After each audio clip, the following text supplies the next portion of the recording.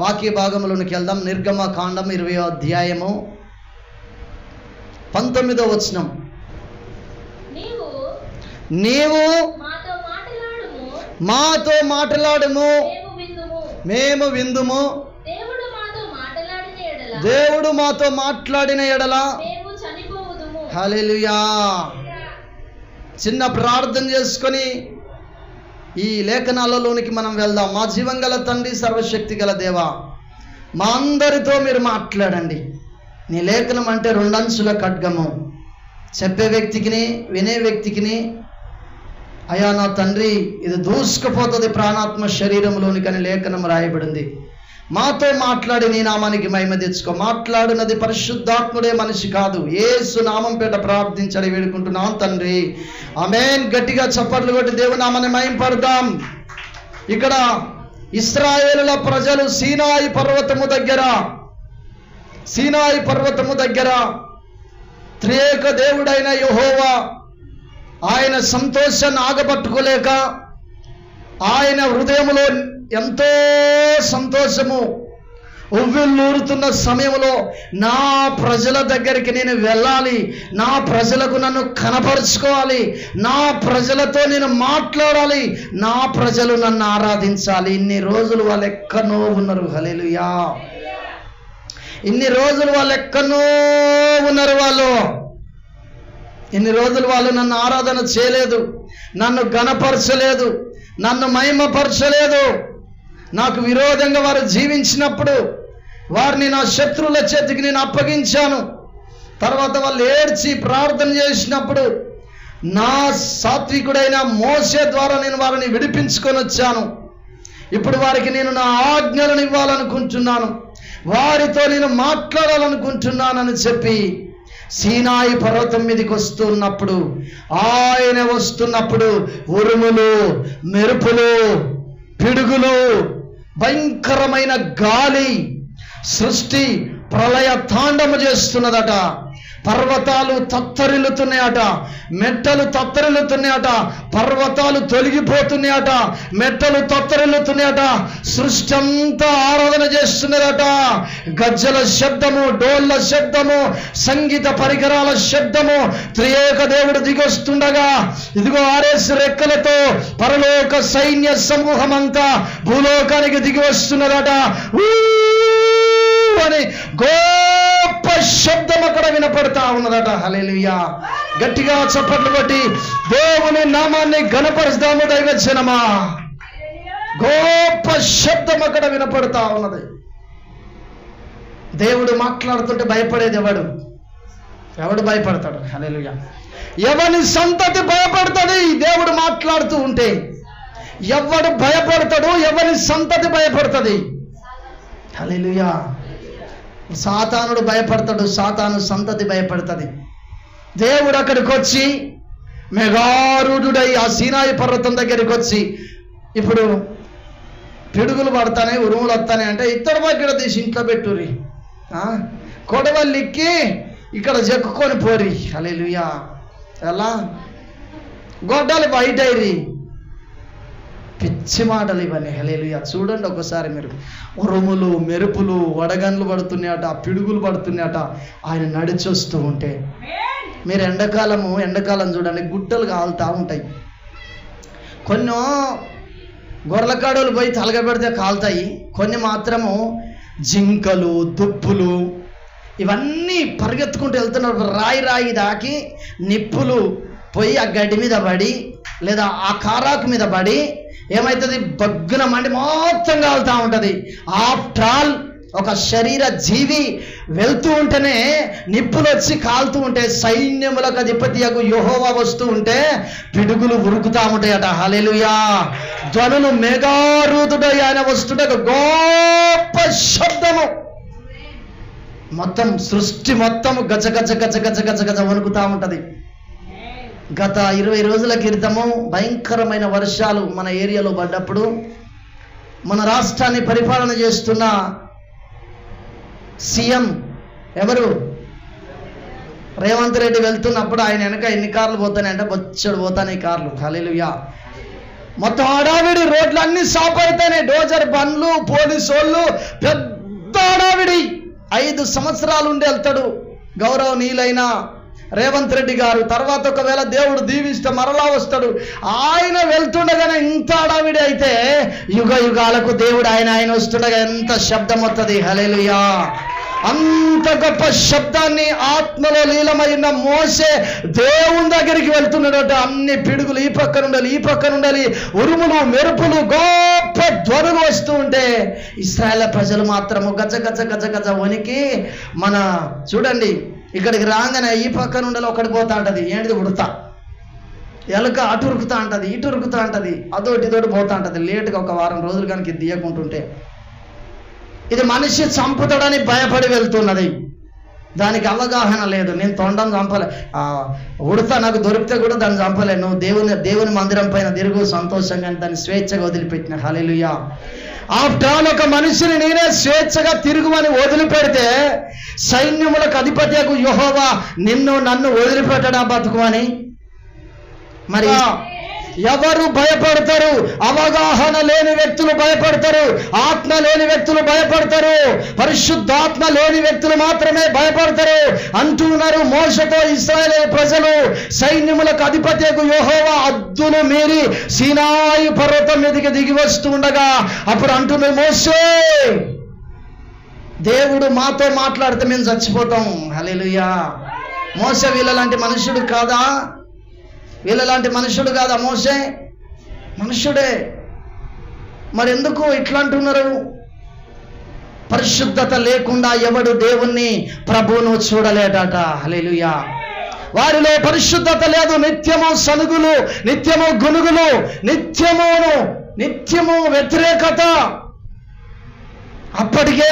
అప్పటికే దూడం చేసుకొని 40 రోజులు సీనాయి పర్వతం మీదకి మోసే వెళ్తే దూడం చేసుకొని ఐగుప్తు దేశం నుండి తీసుకొచ్చిన బంగారం అంతా పోగేసి 40 రోజులే పాస్టర్ లేడు వాళ్ళతో.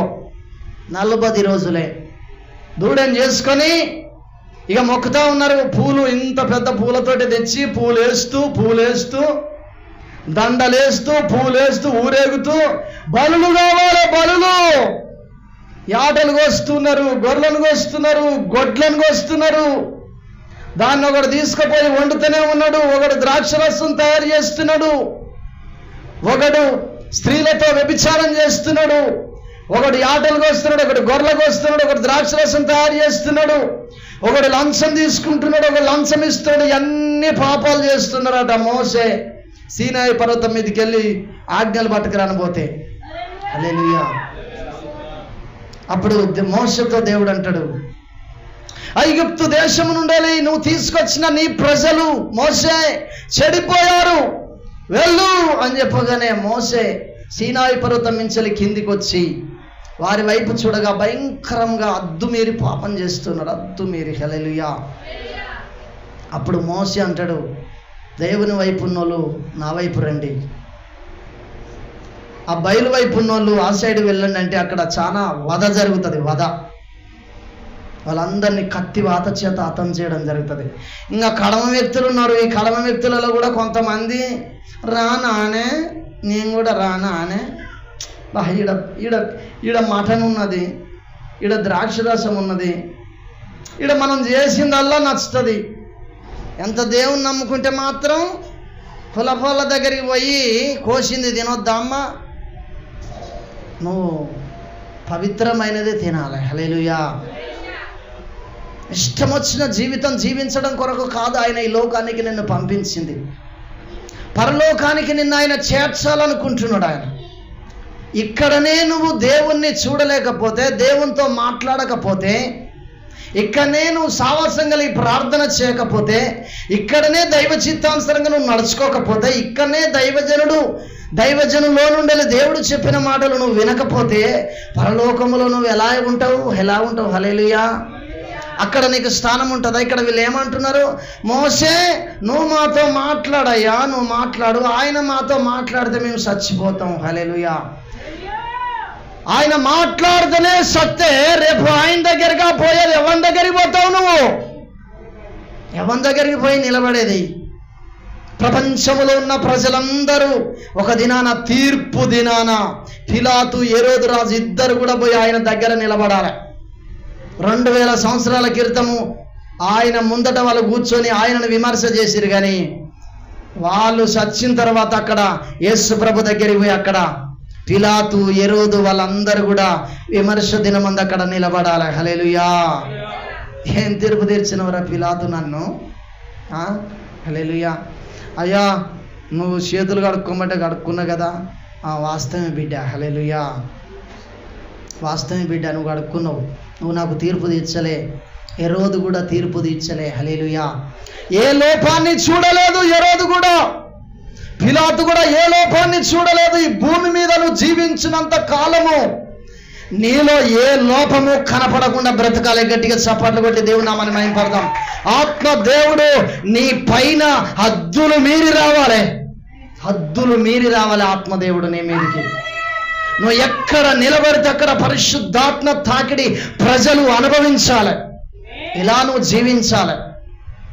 ఇది కాదు ఎప్పుడు నేను చూస్తే అబ్బా వీడు నా మాట వినడని దేవుడు అసహించుకునే బ్రతకకూడదు. మనం ఇశ్రాయేలుల ప్రజలు అలాంటి బ్రతికి పాలు తేనెలు ప్రవహించు దేశానికి వెళ్ళేసరికి వాగ్దానము పొందిన బిడ్డలు 2 మాత్రమే అక్కడికి చేరగలిగారు.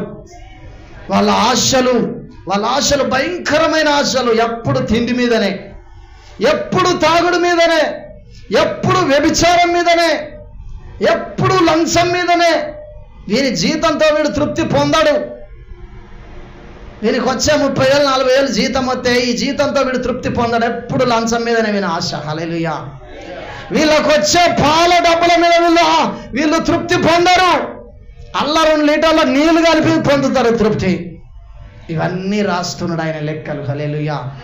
నువ్వు పాలల్లో నీళ్లు పోసేది, నీవు అన్యాయపు సొమ్ము తీసుకునేది, నువ్వు అక్రమంగా చేసేది, నువ్వు చెడు చూసేది, నువ్వు అపవిత్రమైన పనులు చేసేది, ఇవన్నీ ఆయన చూస్తున్నాడు. హల్లెలూయా.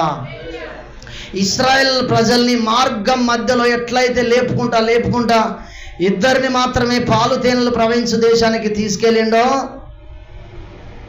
క్రైస్తవులమైన మనము ఐగుప్తు నుండి పాలు తేనెలు ప్రవహించు దేశానికి వెళ్ళే మార్గం మధ్యలో మందిరములో కూర్చొనున్నాం. జాగ్రత్త.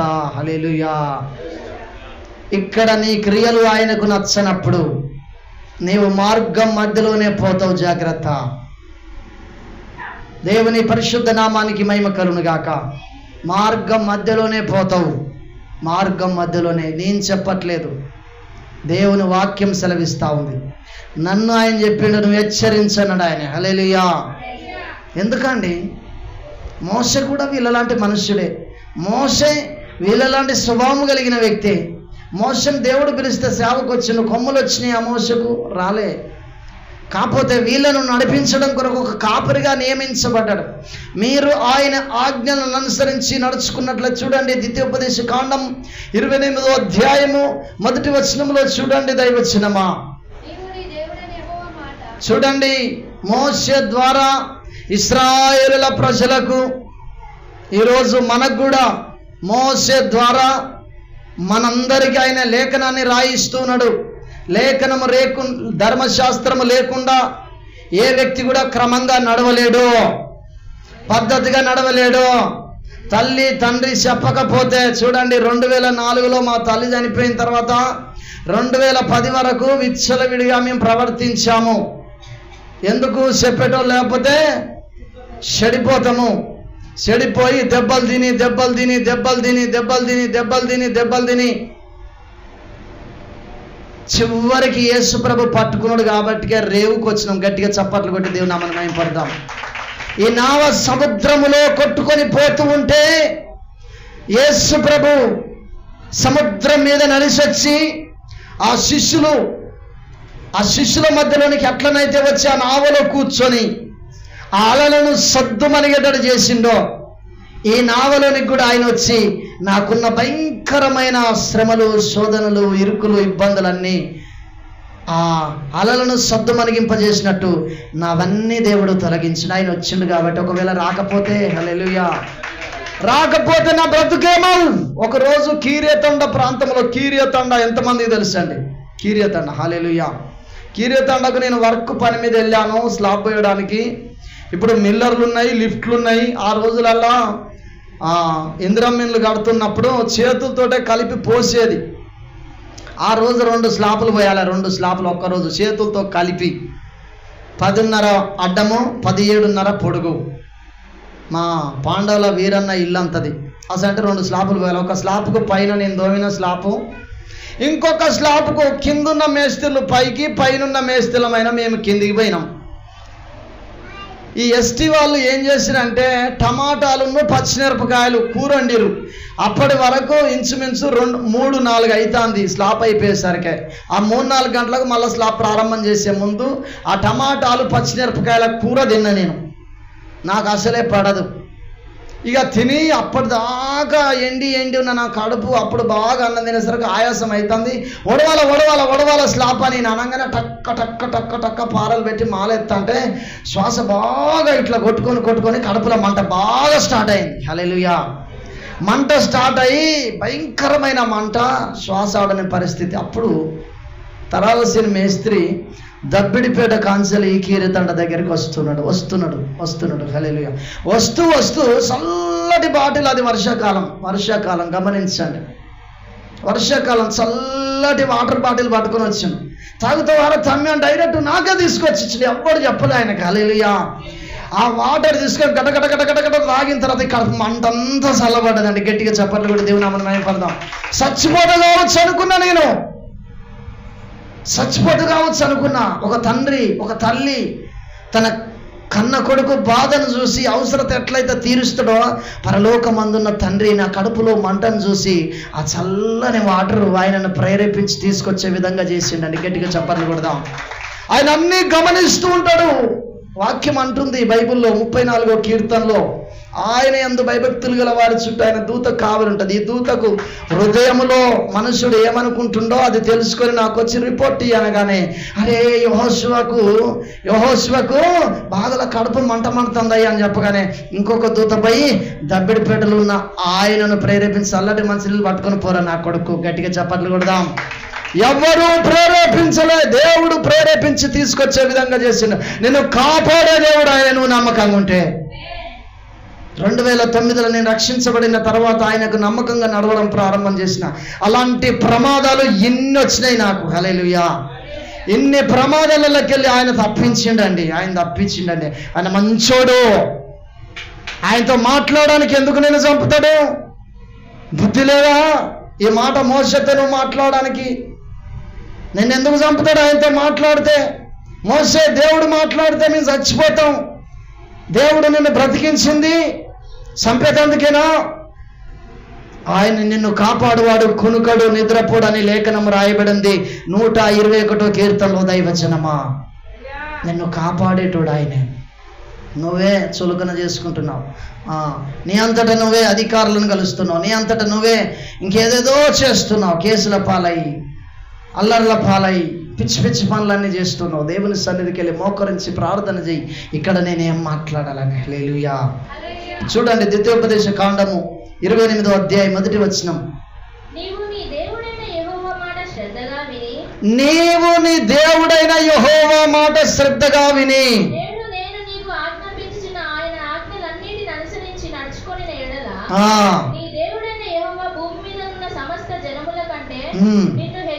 గట్టిగా చప్పట్లు కొట్టి దేవుని నామమున మహిమపడదాం. ఆయన హెచ్చిస్తానంటున్నాడు. ఆయన చంపడు. ఆయనే హెచ్చిస్తానని చెప్పిన ఆయనే చంపడు.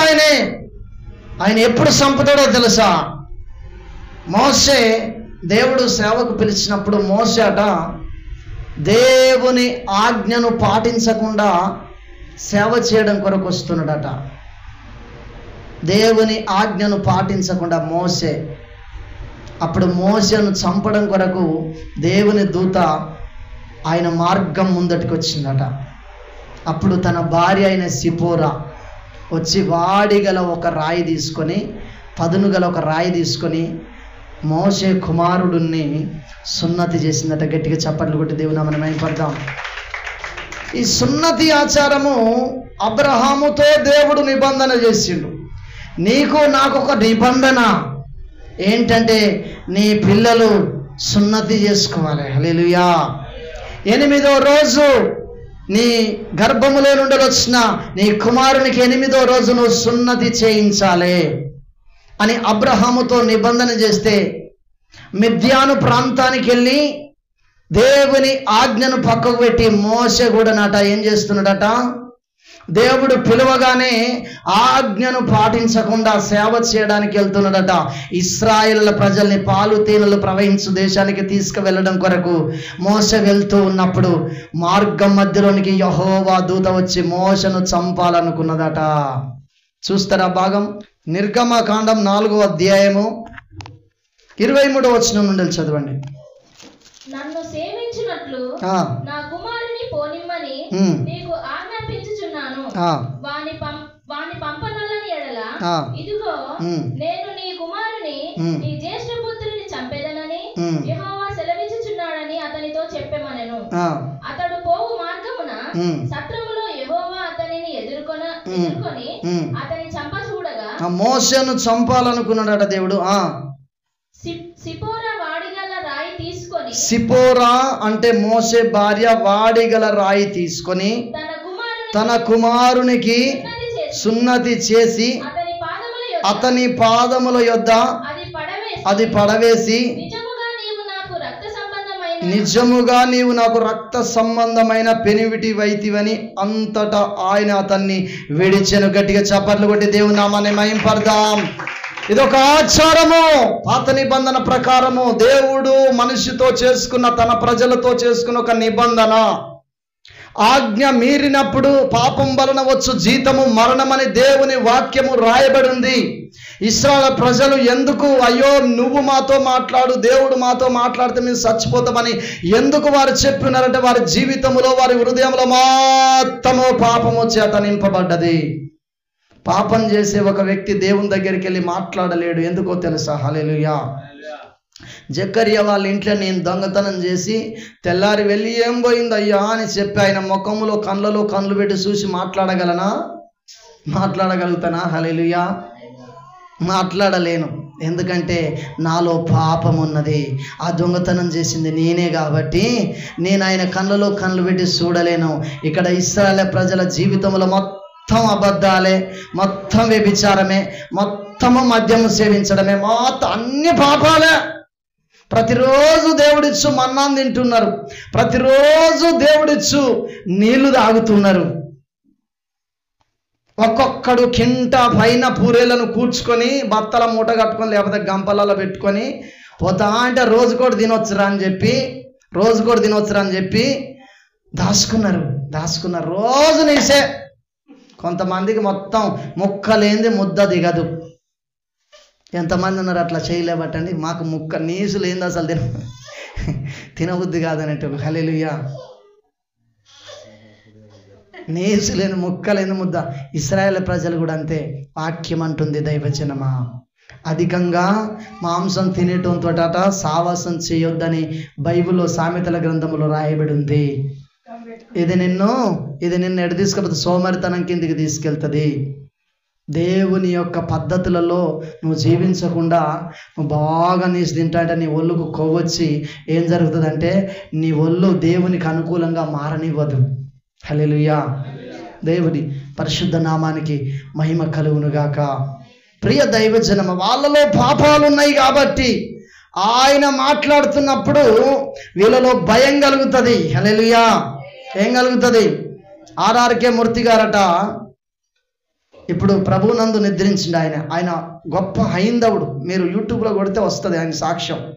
ఈయన తెల్లోళ్ళు బైబిల్ గ్రంథాన్ని తెలుగులో తర్జుమ చేస్తున్నప్పుడు ఆయనకు మంచిగా తెలుగు తర్జుమ చేసేటోళ్ళు మాకు కావాలి అన్నప్పుడు ఆర్ఆర్కే మూర్తి గారు వాళ్ళ చేత పిలువబడి వెళ్ళిండట. వెళ్ళి బైబిల్ను తర్జుమగా రాస్తున్నప్పుడు ఈయన అనుకున్నాడట, బైబిల్లో ఉన్న తప్పులను నేను ఎంకలాడి వీళ్ళకు చూపెట్టాలి, ప్రపంచానికి తెలియజేయాలని చెప్పి ఆర్ఆర్కే మూర్తి గారు అనుకున్నాడట. హైందవుడు, అయ్యగారు ఆయన. హల్లెలూయా. అనుకొని ప్రతిరోజు తర్జుమ చేస్తుంటే ఈయనే కనపడతానే అట. ఈయన పాపాల చిట్టే కనపడుతుందట. ఇక ఇక్కడ దొరుకుతాడేమో యేసు ప్రభు, ఈ అధ్యాయంలో దొరుకుతాడో యేసు ప్రభు, ఈ అధ్యాయంలో ఈ వచనములో దొరుకుతుందో యేసు ప్రభు. పాపాల చిట్ట బయటికి తీసి ప్రపంచానికి తెలియజేయాలి. హల్లెలూయా. బయటికి తీసి ప్రపంచానికి తెలియజేయాలి. ఈయన పాపాల చిట్ట అంతా రాసుకున్నాడట. ఈయన పాపాల చిట్ట అంతా రాసుకొని అయ్యా ఇక ఒక రోజు రాత్రి మోకరించి ఎక్కిపడి ఏడ్చి ప్రార్థన చేస్తానట. నేను నీ చిట్ట బయట పెడదామంటే నువ్వు నా చిట్ట బయట పెట్టినావు, నేను దేశన బొందల నేనే బడ్డనయ్యో అని ఏడుస్తా ఉండట. గట్టిగా సపర్లు కొట్టి దేవుని నామాన్ని మహింపడదాం. ఆర్ఆర్కే మూర్తి పాపాల చిట్ట దేవుడు బయట పెట్టగా తన పాపములు ఒప్పుకొని వదిలిపెట్టి ప్రభు అయిన యెహోవాకు దాసునిగా త్రియేక దేవుని సేవ కొరకు తీర్మానం పొంది వెళ్తుండగా తన ప్రజలైన అన్యజనులు హైందవ సంతతిలో ఉన్న తన వారందరూ వచ్చి ఇతన్ని పిలిపించి ఇతని మధ్యలో కూర్చుండబెట్టుకొని ఇతన్ని ఎంక్వైరీ చేస్తున్నారట. ఎలా దేవుని నమ్మావు, ఎవడు నీకు ఎంత ఇస్తానన్నాడు డబ్బు, అట్లా నువ్వు దేవుని నమ్మినావని చెప్పి ఆయనను బాగా చేస్తున్నారట టార్చర్. అప్పుడు దేవుడు గొప్పోడు, నేను బైబిల్లో ఉన్న పాపాల చిట్టను బయటకు తీసి ప్రపంచానికి తెలియజేయాలనుకున్నా. నా స్నేహితుడా, నా స్నేహితురాలా, నా తల్లి, నా తండ్రి, కానీ బైబిల్ నా పాపాల చిట్టను బయట పెట్టింది కాబట్టి నేను బైబిల్కు దాసోహమై ఉన్నాను. మీరు చదవండి తప్పైతే అని చెప్పి, నాది తప్పైతే మీరు చదవండి, ఒకసారి మీరు చదివి బైబిల్లో ఉన్న పాపాలు ఎంకలాడండి అని చెప్పి అన్నాడట ఆయన. వాళ్ళు కూడా ఒక్కొక్కరు చదవడం ప్రారంభం చేసిరట. వాళ్ళు కూడా మారిపోవడం ప్రారంభమైందట. గట్టిగా చప్పట్లు కొట్టి దేవుని నామాన్ని మహింపడతాం. దైవజనమా, ఇశ్రాయేలుల ప్రజలలో పాపాలు ఉన్నాయి కాబట్టి దేవుని స్వరాన్ని వినలేకపోయారు. ఈరోజు ఎంతమందికి దేవుని స్వరం వినే అనుభవం ఉన్నది? చేతుల్లో పెట్టాలి. దేవుని స్వరాన్ని వినే అనుభవం ఎంతమందికి ఉన్నది? స్వరము జాగ్రత్త. బైబిల్ నేను చెప్తుంటే గిది కాదు. దేవుని స్వరాన్ని వినే అనుభవం ఎంతమందికి ఉంది? నాకు చేతులే పట్టాలి. హల్లెలూయా. అర్థమైతే చేతులే పట్టండి, నేను చెప్తా. హల్లెలూయా. దేవుని స్వరాన్ని వినే అనుభవం, ఆయన స్వరాన్ని వినే అనుభవం. హల్లెలూయా. పరిశుద్ధాత్మ దేవుడు, మీకు ఇంతకు ముందు చెప్పిన, ఒకరోజు మధ్యరాత్రి నేను వస్తున్న మార్గంలో ఉన్నప్పుడు దేవుడు అంటున్నాడు, నెమ్మదిగా వెళ్ళు అంటున్నాడు. ఆయన స్వరంతో చెప్తున్నాడు, నెమ్మదిగా వెళ్ళు బిడ్డ, అక్కడ ప్రమాదం ఉన్నది. మేలుకతో ఉన్నప్పుడు మాట్లాడతాడు ఆయనే, పడుకున్నప్పుడు మాట్లాడతాడు. ఆయన స్వరం వినే అనుభవం ఉండాలి. నీలో పాపం ఉన్నప్పుడు చూడండి, యెషయా గ్రంథము 59వ అధ్యాయము చూడండి ఒకసారి. ఆయన స్వరాన్ని మనుషులు ఎందుకు వినలేకపోతున్నారు ఒకసారి చూడండి. 59వ అధ్యాయము 1వ వచనం చూడండి. రక్షింప, నీకు కష్టం వచ్చినప్పుడు నీ కష్టములో నిన్ను రక్షింపనేరక ఉండునట్లు దేవుని హస్తము కురచ కాలేదు. ఆయన హస్తము పైన ఆయనే ఆకాశం, ఆయన సింహాసనము, భూమి ఆయన పాదపీఠం అని రాయబడి ఉంది. ఆకాశం పైన ఆయన కూర్చుంటే కాళ్ళు పెడితే భూమి మీద ఉన్నాయట. అంటే మీరు గమనించండి, ఒకసారి మీరు గమనించండి. హల్లెలూయా, హల్లెలూయా. ఇక్కడ నేను కుర్చీ చేసుకొని ఇక్కడ కూర్చున్న తర్వాత నేను కాలు పెడితే భూమి అందదా? ఇది అందదా? యేసు ప్రభు ఆకాశం మీద అక్కడ కూర్చొని కాలు పెడితే భూమి మీదకి వచ్చిందట. అంత పెద్ద దేవుడు ఆయన. హల్లెలూయా. నీ దేవుడు అంత పెద్ద దేవుడు, మన దేవుడు. ఈ భూమిని అంతా చేతులు పట్టుకున్నాడు. అట్లా గమనించండి, అర్థమవుతుందా? భూమిని లేకపోతే దీనంతటి ఇది ఎట్లా తిరుగుతుంది? భూమి తన చుట్టూ తాను తిరుగుకుంటూ సూర్యుని చుట్టూ తిరుగుతున్నదట క్రమబద్ధీకరణలో. చూడండి, మీరు ఏ మిషన్ అయినా సంవత్సరానికో 2 సంవత్సరాలకో 10 సంవత్సరాలకో లోపాలు వస్తూ ఉన్నాయి. భూమిలో లోపం కనపడుతుందా? ఎక్కడన్నా మాటినని కాడ దేవుడు గిట్లా అంటాడు అనగానే భూకంపాలు వస్తాయి, మొత్తం ఉవ్వెత్తున ఎగిసిపడతాయి, పర్వతాలు అవన్నీ బ్రద్దలవుతున్నాయి, అందులోకి అగ్ని పర్వతాలు పేలి అలాగా వస్తున్నది, సముద్రాలు ఉప్పొంగుతున్నాయి. అది ఆయనను బట్టి. అంత పెద్ద దేవుణ్ణి నేను కలిగి ఉన్నాము. ఆయన ముందట నువ్వు నేను ఎంతటి వ్యక్తులము? నువ్వు నేను ఎంతటి వ్యక్తులము. హల్లెలూయా. ఆలోచన చేస్తున్నామా? హల్లెలూయా. గమనించండి దైవజనమా, ఆయన స్వరాన్ని వినే అనుభవం నువ్వు కలిగి ఉండాలి. ఇక్కడ ఇశ్రాయేల్ ప్రజలు ఆయన స్వరాన్ని ఆల్రెడీ వినపడుతూ ఉంటే, వామ్మో ఆయన మాతో మాట్లాడితే మేము బ్రతకమయ్యా, నువ్వు మాతో మాట్లాడు, మధ్యవర్తిగా ఉండు. ఆ రోజులల్లా పరిశుద్ధాత్మ దేవుడు భూమి మీదకి రాలేదు కాబట్టి, స్వయంగా ఆయనే వచ్చిండు కాబట్టి, ఆ తాకిడి తట్టుకోలేక ప్రజలు, వాళ్ళలో పాపం ఉన్నది కాబట్టి వాళ్ళు దేవుని యొక్క స్వరాన్ని వినలేకపోయి ఉన్నారట. కానీ మోషే మాత్రము వినగలిగి ఉన్నాడు. మరి దావీదు వినలేదా? దేవుని స్వరాన్ని వినలేదా? దావీదు ప్రతి కష్టములో ఆయన దేవుని సన్నిధికి వెళ్ళి ఆయన స్వరాన్ని వినగలిగాడు. ఆయన స్వరాన్ని విని తన భార్య పిల్లలను దక్కించుకోగలిగాడు. అనేక సార్లు ఆయనే ఎందరో శత్రువులు ఆయన మీదకి వచ్చినప్పటికీ వారందరినీ జయించే శక్తి కలిగి ఆయన ప్రభు కృపను పొందగలిగి ఉన్నాడు. దైవజనమా, హల్లెలూయా. ఈరోజు నీవు నేను అలాంటి స్వరం వినే అనుభవం కలిగి ఉన్నామా? లేము. ఆయన స్వరాన్ని వినే అనుభవం కలిగి నీవు నేను ఉన్నట్లయితే ప్రమాదాలు తప్పించబడతాము. మోషేనే చంపాలనుకున్నాడు ఆయన. నన్ను చంపడు, ఆయనే చంపడా? మోషే భూమి మీద మోషే లాంటి ప్రవక్త ఇంకొకరు లేరట. ఆయనే దేవుని ఆజ్ఞను మీరితే చంపాలని పోయిండట. నిన్ను ఇంత బతిరాడి నిన్ను నా సేవకు తీసుకొని వస్తూ ఉంటే నువ్వు నా ఆజ్ఞను పాటించకుండా వస్తానవేంద్రా? నీకు తెలుస్తలేదా? అబ్రహాము, ఇస్సాకు, యాకోబులతో నేను నిబంధన చేయలేదా? సున్నతి మీకు పుట్టిన ప్రతి కుమారునికి సున్నతి చేయాలని నేను చెప్పలేదా? నువ్వు 40 సంవత్సరాలు నువ్వు మీ మామ ఇంటి దగ్గర ఉంటే నా ఆజ్ఞలు మీరు బతుకుతావా నువ్వు? హల్లెలూయా. చాలామంది హైదరాబాదు, సంగారెడ్డి, ఇంకా వివిధ ప్రాంతాలకు పనులకు పోతున్నారు. జగిత్యాల, కోరుట్ల, కరీంనగర్, ఇంకా వివిధ ప్రాంతాలకు పనులకు పోతున్నారు.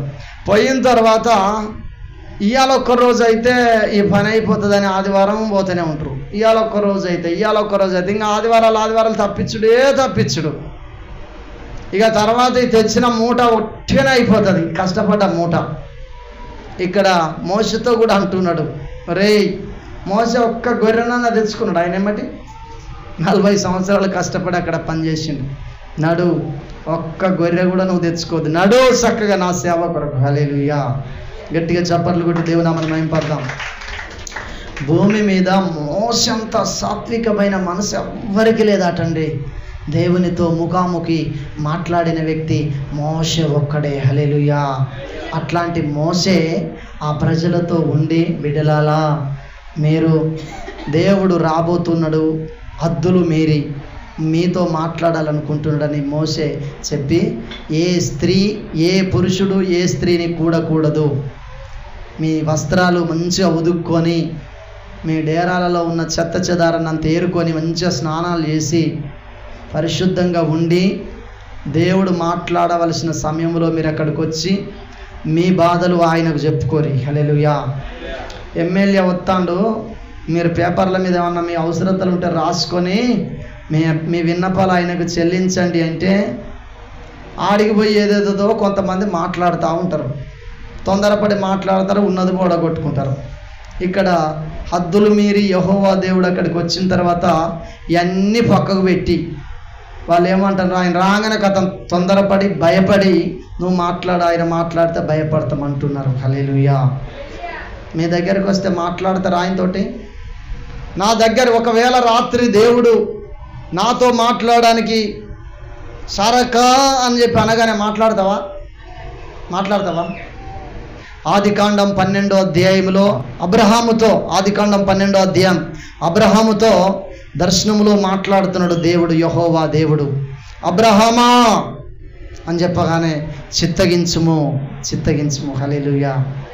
అప్పటి వరకు అబ్రహాము అన్యుని లెక్కున్నాడా? ఎట్లున్నాడు? దేవుని స్వరాన్ని వినే అనుభవం ఉందా? ఆయనలో ఉన్న పరిశుద్ధత, ఆయనలో ఉన్న నమ్మకత్వము, ఆయనలో ఉన్న యథార్థత ఆయనను దేవుని స్వరాన్ని వినే విధంగా చేసిందండి. వెంబటే నువ్వు లేచి నీ దేశాన్ని విడిచి వెళ్ళు అని చెప్పగానే ఆ మాటకు విధేయత చూపెట్టి వచ్చిండు. చర్చిలకు వచ్చి నీకు ఇష్టం వచ్చినట్టు నువ్వు ఉంటే నువ్వు ఇక్కడనే ఆయన మాటలు వింటలేవైతివి. నువ్వు ఇంటికి పోయినాక ఆయన మాటలు వింటావా? ఒక మనిషి మాట్లాడితేనే దేవుని మాటలు నువ్వు వింటలేవైతివి. మరి ఇక దేవుడే స్వయంగా వచ్చి మాట్లాడి తింటావా? మరి ఎవడు బాగు చేయాలా నిన్ను నన్ను? యోనా భయము లేని వ్యక్తిగా వెళ్ళి పడవ కింది భాగములో పడుకొని దేవుని ఆజ్ఞను పక్కకు పెట్టి పడవ కింది భాగములో పడుకొని 120,000 మంది ప్రజలు చచ్చిపోతుంటే గుర్రుగొట్టి నిద్రపోతా ఉన్నాడు. జాగ్రత్త గమనించండి. ఇక్కడ నువ్వు వింటున్న మాటలు నీ హృదయంలో పదిలపరచబడిన తర్వాత ఇంటికి వెళ్ళిన తర్వాత ఈ ఒక్కొక్క మాటను నువ్వు ధ్యానిస్తూ ఉన్నప్పుడు నీలో మంట పుట్టి బయటికి వెళ్ళి సువార్త ప్రకటిస్తుంటే అనేక మంది మారతారండి. అందుకే ప్రతి ఆదివారం నీకు దేవుడు ఆయన మాటలను వినిపింపజేస్తున్నాడు. ఈడికొచ్చి నువ్వు నిద్రపోతే బయటికి వెళ్ళి నువ్వు నిద్రపోతే ఇంకెక్కడ నువ్వు నిద్రపోకుంటుండేది? హల్లెలూయా. ద్వితీయోపదేశకాండం 28వ అధ్యాయం 2వ వచనం చదవండి.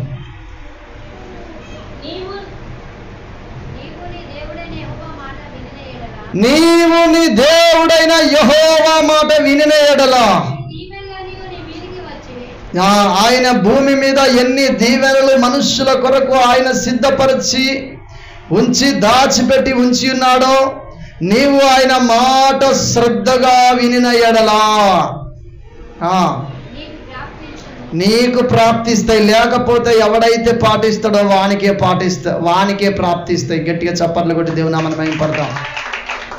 నీవు దీన్ని శ్రద్ధగా ఆయన మాటలను శ్రద్ధగా పాటిస్తే అవి నీకు ప్రాప్తిస్తాయి. లేకపోతే ఎవరైతే దానికి అర్హులో వాళ్ళ దగ్గరికి వెళ్ళి అవి ప్రాప్తిస్తా ఉంటే జాగ్రత్త. ఒకటి, మొట్టమొదగాలు నువ్వు దేవునితో మాట్లాడే అనుభవం కలిగి ఉండాలి. ఇశ్రాయేలు ప్రజలు ఆయన స్వరాన్ని వినలేకపోయారు. ఆయన స్వయంగా వచ్చి మాట్లాడుతూ ఉంటే నువ్వు మాట్లాడు, మధ్యవర్తిని పెట్టుకుంటున్నారు. రెండోది, ఆయన ఆజ్ఞ ప్రకారం నువ్వు మందిరానికి వస్తుంటే కూడా విచ్చలవిడిగా జీవించి రాకూడదు. ప్రసంగి గ్రంథము 5వ అధ్యాయంలో వాక్యం ఉన్నది. నువ్వు దేవుని మందిరానికి వెళ్తున్నప్పుడు నీ ప్రవర్తన జాగ్రత్తగా చూసుకొని మందిరానికి రావాలి. మూడోది, ఈ దీవెనలు భూమి మీద తన ప్రజల కొరకు దేవుడు ఎన్ని ఆశీర్వాదాలు పెట్టి ఉన్నాడో అవన్నీ నువ్వు పొందాలి అని అంటే ఆయన మాటను శ్రద్ధగా నువ్వు పాటించాలి. గట్టిగా చప్పట్లు కొట్టి దేవుని నామమున మహిమపడదాం. ఈ 3 విషయాలలో నమ్మకంగా ఉంటే 128వ కీర్తనలో రాయబడినట్లుగా నీ కుటుంబము వర్ధిల్లుతా ఉంటుంది, నీ భార్య వర్ధిల్లుతుంది, నీ పిల్లలు వర్ధిల్లుతారు. అప్పుడు నీకు దేవుడు ఘనతను తీసుకొస్తా ఉంటాడు. గొప్ప ఆశీర్వాదాలు నీ ఇంటికి నువ్వు ఆగకుండా వస్తూ ఉంటాయి. నువ్వు దేవుని వాక్యం చెప్పినప్పుడు నిద్రపోయి, దేవుని వాక్యం చెప్పినప్పుడు మాకు తెలుస్తుంది పాస్టర్ అని చెప్పి నువ్వు అని నీకు ఇష్టం వచ్చినట్టు నువ్వు జీవించి ఒక్క ప్రార్థనకు కూడా అటెండ్ కాకుండా నీకు నచ్చినట్టు నువ్వు జీవిస్తున్నప్పుడు ఈ దీవెనలు నీకు కాదు ప్రాప్తించేది. నీ ఉద్యోగం పొందాలన్నా, నీ బిజినెస్లో నువ్వు పాస్ కావాలన్నా యెహోవా మాటను శ్రద్ధగా పాటించి నువ్వు నడుచుకుంటున్నప్పుడు నీకు ప్రాప్తించవలసిన దీవెన పక్కోనికి పోదు. హల్లెలూయా. పక్కోనికి పోదు, నీది నీకే వస్తుంది. నీది నీకు అందరిది ఉన్నది. 5 తలంతులు ఒక్కనికి, 2 తలంతులు ఒక్కనికి, 1 తలంతు ఒకనికి ఇచ్చిండు దేవుడు. 5 తలంతులోడు దాన్ని అధికం చేసుకున్నప్పుడు వాని గొప్ప దీవెన వచ్చింది. 2 తలంతులోడు అధికం చేసుకున్నప్పుడు గొప్ప దీవెన వచ్చింది. 1 తలంతోడు దాన్ని పాతి పెట్టినప్పుడు దాన్ని కూడా తీసుకొని ఎవరికి ఇచ్చిండు? కలిగిన వానికి ఇచ్చిండు. గట్టిగా చప్పట్లు కొట్టి దేవుని నామమున మహిమపడదాం. నీ ఉద్యోగము వేరొకరికి ఇస్తాడు. ఇస్కరియోతు యూదా గురించి మాట్లాడండి. వాని ఉద్యోగం వేరొకనికి ఇవ్వబడును అని చెప్పి రాయబడి ఉంది బైబిల్లో. హల్లెలూయా. ఉద్యోగం గురించి చెప్పలే. పరలోకములో ఇస్కరియోతు యూదాకు ఒక సీటు ఉన్నది. ఆ సీటును వేరొకరికి అప్పగించడం జరిగింది. హల్లెలూయా. సీటు మీద ఎవరు ఒక రాజు పక్కమటి ఎవరుంటారండి? మంత్రులు ఉంటారు, ఇంకా వివిధ వ్యక్తులు ఉంటారు రాజు పక్కమటి. అసంటి స్థానంలో కూర్చునే వ్యక్తి ఇస్కరియోతు యూదా. ఆయన సీటు తీసి వేరొక వ్యక్తులకు ఎందుకు ఇవ్వబడ్డది? వాడు సరిగ్గా లేడు కాబట్టి. హల్లెలూయా. మనం సరిగ్గా ఉంటున్నామా? దేవుని స్వరాన్ని వింటున్నామా? 2 వారాలు రాకపోతే ఆజ్ఞలు పాటిస్తున్నామా, పాటిస్తలేమా? నువ్వు శ్రద్ధగా దేవుని మందిరానికి వచ్చి వాక్యానుసారంగా బ్రతుకుతున్నావా? ఈ 3 విషయాలు చూసుకో. దేవుని స్వరాన్ని వినే అనుభవం కలిగి ఉండు. తలలు వంచినట్లయితే ప్రార్థన చేసుకుందాం దైవజనమా.